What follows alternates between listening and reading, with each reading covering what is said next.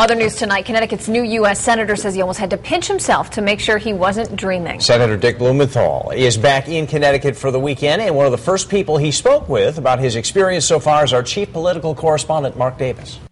Connecticut's new U.S. Senator made his second trip back to the state in as many days today and told me he was overwhelmed by the history of the place when he was sworn in as senator on Wednesday.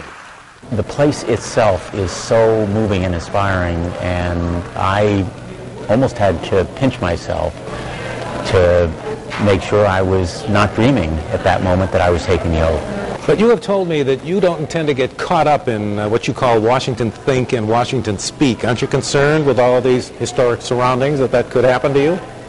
I'm going to come back to Connecticut every weekend, every opportunity, every time I can be here, just as I am now, listening to people about their problems, staying grounded and rooting in Connecticut, and making sure that I am the senator from Connecticut, not a national senator, and not part of Washington. A national senator? That sounds a little bit like a dig at Joe Lieberman.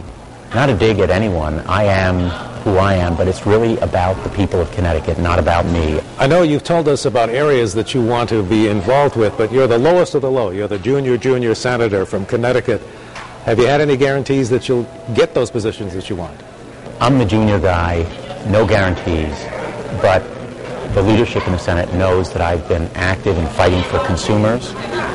Internet safety and security and privacy have been major goals, and of course the battle for veterans. So those are the areas, in addition to strengthening the economy and creating more jobs, that the leadership knows that I would like to put front and center. Blumenthal came to our interview after visiting a diner. He quickly left to visit another.